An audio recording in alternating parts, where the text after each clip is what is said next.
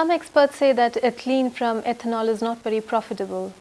Do you agree or disagree with that? It depends on the oil price you were talking about. Let's say all the calculation which we made at Braskem, we think that ethylene from ethanol can be competitive as far as cost is concerned.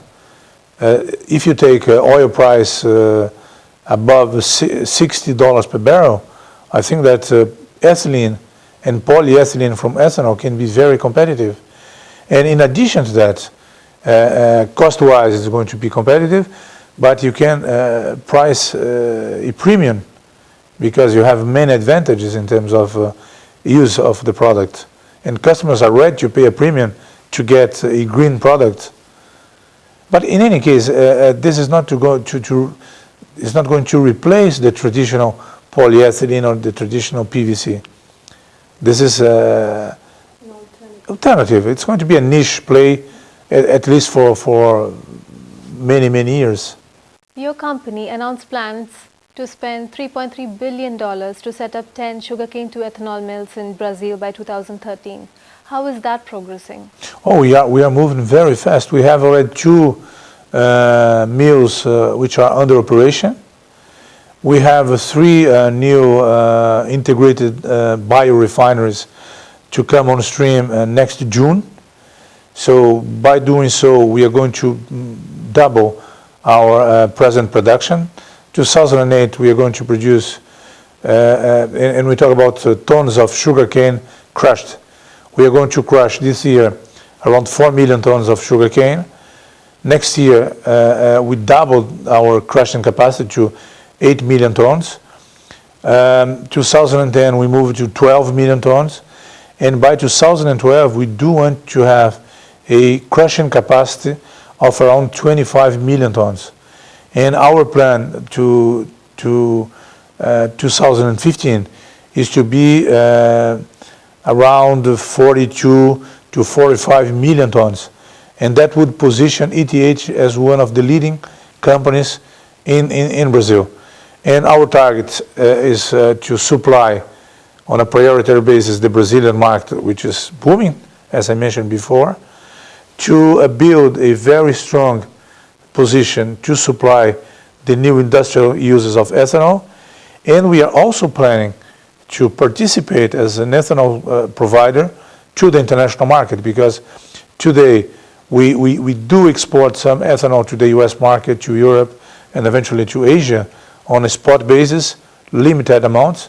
But we think that by 2012, after the Copenhagen discussions for the post-Kyoto protocol, we think that we might see an opening up of the US market. Eventually, we are going to get a quota in Europe, and that's going to represent a huge amount of additional market to what we have today. So we need to make sure that we do implement our projects on time, on cost, and there is a possibility that we will need to speed up even more our projects to cope the needs of the local market in Brazil and all the potential we are going to see in the international market.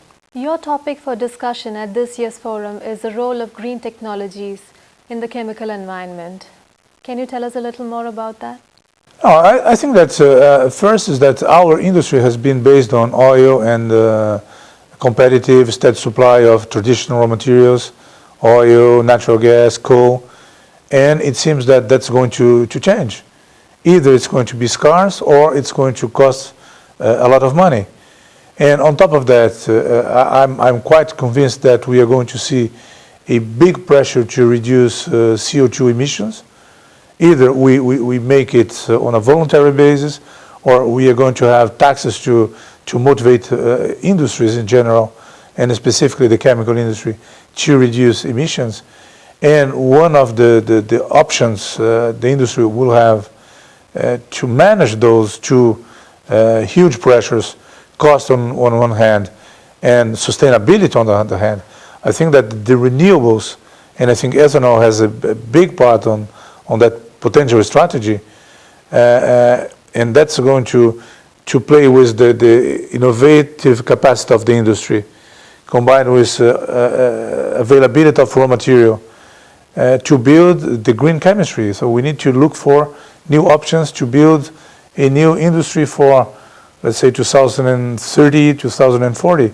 This is not going to happen in the short term, but I think that all the chemical industry and the petrochemical industry more specifically will have a strong motivation to look for options to change the present strategy. And I think that Brazil and the Brazilian ethanol will be one of the best options for the industry in the short mid-term. Thank you so much for your time, Mr. Grubisich. Thank you. It's wonderful talking to you. Thank you.